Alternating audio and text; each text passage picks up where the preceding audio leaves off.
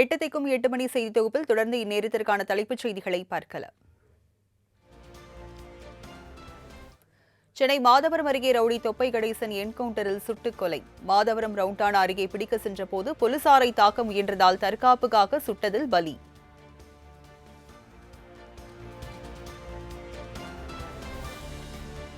தமிழ்நாட்டில் ஒரே கட்டமாக ஏப்ரல் 23ஆம் தேதி சட்டமன்ற தேர்தல் வாக்குப்பதிவு. மே 4ஆம் தேதி வாக்குகள் எண்ணப்பட்டு முடிவுகள் அறிவிக்கப்படும் என இந்திய தலைமை தேர்தல் ஆணையர் ஞானேஷ்குமார் அறிவிப்பு.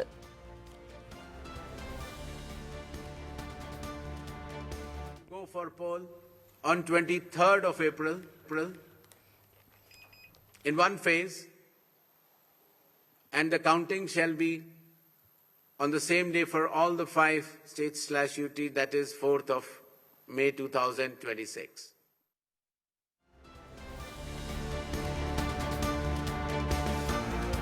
தமிழ்நாட்டில் வரும் 30ஆம் தேதி வேட்புமனு தாக்கல் தொடக்கம். ஏப்ரல் 6ஆம் தேதி கடைசி நாள். ஏப்ரல் 7ஆம் தேதி வேட்புமனு பரிசீலனை திரும்பப் பெற ஏப்ரல் 9ஆம் தேதி கடைசி நாள் எனவும் இந்திய தலைமை தேர்தல் ஆணையர் அறிவிப்பு.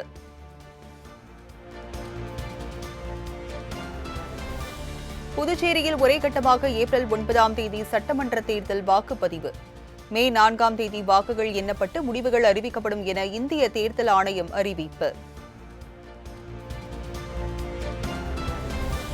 தேர்தல் அறிவிப்பு நேற்று வெளியான நிலையில் புதுச்சேரியில் இன்றே வேட்புமனு தாக்கல் தொடக்கம்.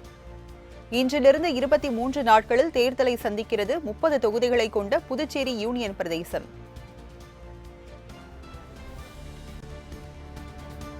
அசாம் மற்றும் கேரளத்தில் ஒரே கட்டமாக ஏப்ரல் 9ஆம் தேதி சட்டமன்ற தேர்தல் வாக்குப்பதிவு. மே 4ஆம் தேதி வாக்குகள் எண்ணப்பட்டு அன்றைய தினமே முடிவுகள் அறிவிப்பு. மேற்கு வங்க மாநிலத்தில் ஏப்ரல் 23 மற்றும் ஏப்ரல் 29 என 2 கட்டங்களாக சட்டமன்ற தேர்தல் நடைபெறும் என இந்திய தேர்தல் ஆணையம் அறிவிப்பு. மே 4ஆம் தேதி வாக்குகள் எண்ணப்பட்டு முடிவுகள் அறிவிப்பு. முதல் கட்டத்தில் வாக்குப்பதிவு நடைபெறும் மாநிலங்களில் இன்று வேட்புமனு தாக்கல் தொடக்கம். ஏப்ரல் 9ஆம் தேதி வாக்குப்பதிவு நடைபெறும் அசாம், கேரள மாநிலங்களில் இன்று வேட்புமனு தாக்கல் தொடங்குகின்றன.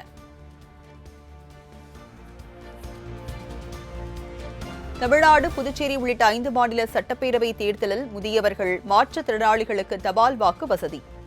பூத் அலுவலர்களுக்கு தனியாக அடையாள அட்டை வழங்கப்பட உள்ளதாகவும் இந்திய தலைமை தேர்தல் ஆணையர் ஞானேஷ்குமார் தகவல்.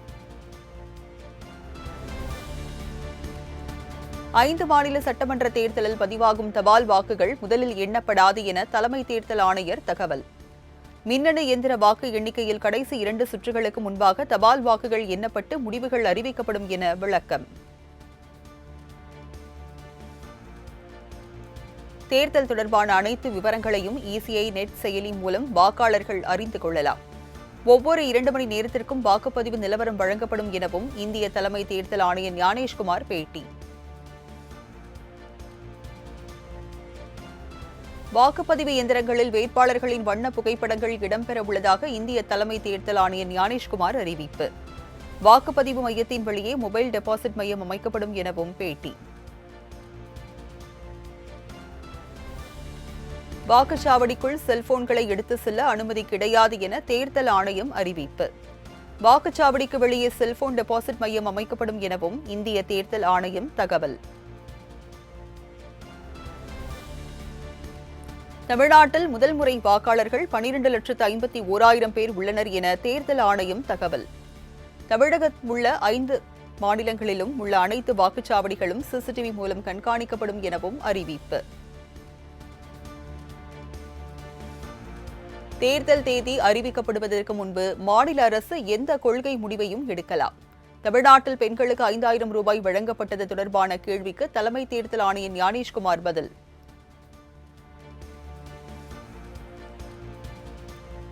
தமிழ்நாட்டில் தேனி மாவட்டம் வருசநாடு மலைப்பகுதியில் 5 வாக்காளர்களுக்காக வெள்ளிமலை எனும் பகுதியில் வாக்குச்சாவடி மையம் அமைக்கப்பட்டுள்ளதாக தேர்தல் ஆணையம் தகவல்.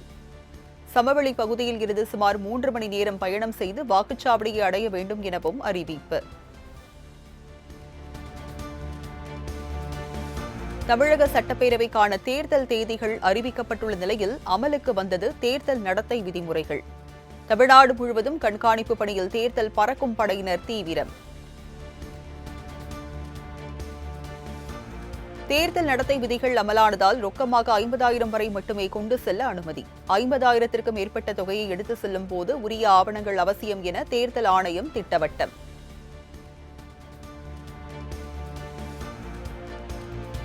தேர்தல் நடத்தை விதிகள் அமலுக்கு வந்துள்ள நிலையில் தலைமை செயலகத்தில் இருந்து முதல்வர் மு.க.ஸ்டாலின் புகைப்படம் அகற்றம். முன்னாள் முதல்வர் கருணாநிதி உள்ளிட்டோரின் புகைப்படங்களும் அகற்றப்பட்டன. முதலமைச்சர் மு.க.ஸ்டாலின் வாகனத்தில் தேசிய கொடி அகற்றப்பட்டு திமுக கொடி பொருத்தம். தேர்தல் நடத்தை விதிகளின்படி தேசிய கொடி அகற்றம் என தகவல்.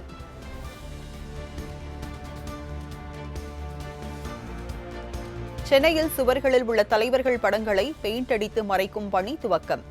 தேர்தல் நடத்தை விதிகள் அமலுக்கு வந்துள்ளதால் நடவடிக்கை.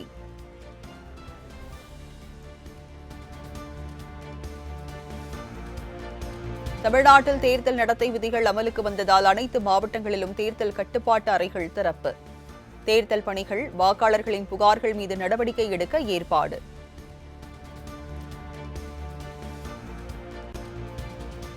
சட்டமன்ற தேர்தல் தேதி அறிவிக்கப்பட்டதைத் தொடர்ந்து சென்னையில் பறக்கும் படையினர் தீவிர சோதனை.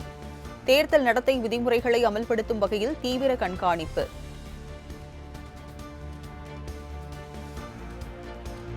தமிழகத்தில் சட்டமன்ற தேர்தலுக்கான முன்னேற்பாடுகள் என்னென்ன? இன்று செய்தியாளர்களை சந்தித்து விளக்கம் அளிக்கிறார் தமிழ்நாடு தலைமை தேர்தல் அதிகாரி அர்ச்சனா பட்நாயக்.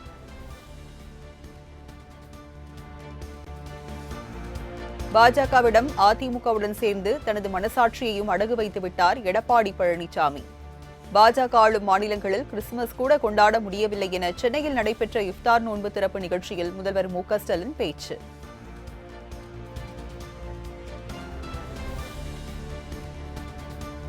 இஸ்லாமிய சமுதாய மக்களுக்கு எப்போதும் அதிமுக தான் உறுதுணையாக இருக்கும் என எடப்பாடி பழனிசாமி உறுதி.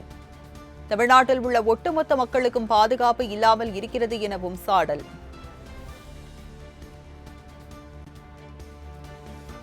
அதிமுக கூட்டணியில் புதிய கட்சிகள் வர வாய்ப்புள்ளதாக எடப்பாடி பழனிசாமி சூசகம்.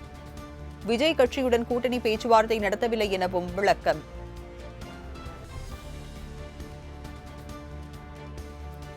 கரூர் கூட்ட நெரிசல் வழக்கில் தாவேக தலைவர் விஜயிடம் 7 மணி நேரம் விசாரணை நடத்திய சிபிஐ அதிகாரிகள். நேற்றே தனி விமானம் மூலம் டெல்லியில் இருந்து சென்னை திரும்பிய விஜய்.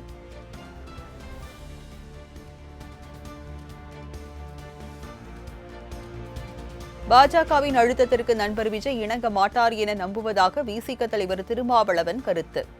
அழுத்தத்திற்கு விஜய் அடிபணிந்தால் அவருடைய அரசியல் வாழ்க்கை சூனியமாகிவிடும் எனவும் அட்வைஸ்.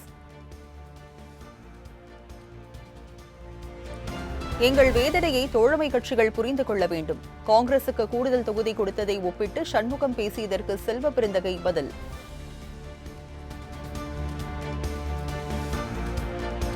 எங்கள் கோரிக்கைகளை நிறைவேற்றுவோருடன் கூட்டணி அமைப்போம் என தமிழக வாழ்வுரிமை கட்சித் தலைவர் வேல்முருகன் திட்டவட்டம். கூடுதல் தொகுதிகளை விட கோரிக்கைகளை நிறைவேற்றுவதே முக்கியம் எனவும் பேட்டி. தமிழ்நாடு, புதுச்சேரியில் திமுக சார்பில் போட்டியிட விருப்ப மனு அளித்தவர்களிடம் நாளை முதல் 22ஆம் தேதி வரை நேர்காணல் என அறிவிப்பு. திமுக தலைவர் மு.க.ஸ்டாலின் விருப்ப மனு அளித்தவர்களிடம் நேர்காணல் நடத்துகிறார். விருப்ப மனு அளித்தவர்களுடன் மாவட்ட செயலாளருக்கு மட்டுமே அனுமதி எனவும் மற்றவர்களுக்கு அனுமதி இல்லை எனவும் திட்டவட்டம். ஆதரவாளர்களையோ பரிந்துரையாளர்களையோ கண்டிப்பாக அழைத்து வரக்கூடாது எனவும் அறிவுறுத்தல். அதிமுக சார்பில் கூட்டணி கட்சிகளுடன் தொகுதி பங்கீடு பேச்சுவார்த்தை நடத்த குழு அமைப்பு. கே.பி. முனுசாமி, திண்டுக்கல் சீனிவாசன், எஸ்.பி. வேலுமணி, ப. வளர்மதி ஆகியோர் அடங்கிய குழு அமைத்து எடப்பாடி பழனிசாமி அறிவிப்பு. தேர்தல் தேதி அறிவிக்கப்பட்டுள்ள நிலையில் இன்று நடைபெறுகிறது திமுக மாவட்ட செயலாளர்கள் கூட்டம். தேர்தல் முன்னேற்பாடுகள், பிரச்சார வியூகங்கள் உள்ளிட்டவை குறித்து ஆலோசிக்கப்பட வாய்ப்பு. வரும் சட்டமன்ற தேர்தலில் முன்னாள் எம்பி சத்யபாமா திருப்பூர் மாவட்டத்தில் போட்டியிடுகிறார். அவருக்கு தனது வாழ்த்துக்களை தெரிவித்துக் கொள்வதாக முன்னாள் அமைச்சர் செங்கோட்டையன் பேச்சு.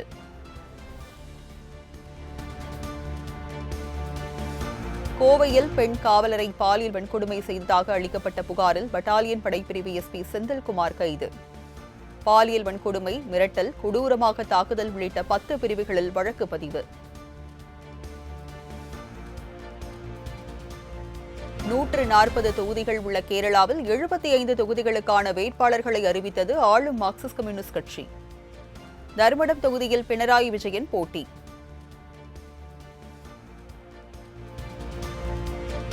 தனியார் வாகனங்களுக்கான வருடாந்திர ஃபாஸ்டாக் பாஸின் விலையை 3000 ரூபாயில் இருந்து 3075 ரூபாயாக உயர்த்தியது மத்திய அரசு. தமிழ்நாட்டில் உள்ள 66 சுங்கச்சாவடிகளின் கட்டணத்தையும் 5 முதல் 7% உயர்த்துவதாக அறிவிப்பு.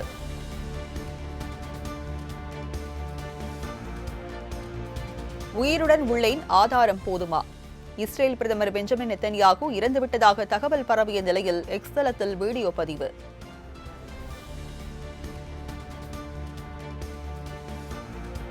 சர்வதேச கிரிக்கெட் போட்டிகளில் இருந்து ஓய்வு பெறுவதாக பாகிஸ்தான் அணியின் முன்னாள் கேப்டன் சர்ஃபராஸ் அகமது அறிவிப்பு. சர்ஃபராஸ் அகமது தலைமையில் கடந்த 2017ஆம் ஆண்டு சாம்பியன்ஸ் டிராபியை கைப்பற்றியிருந்தது பாகிஸ்தான்.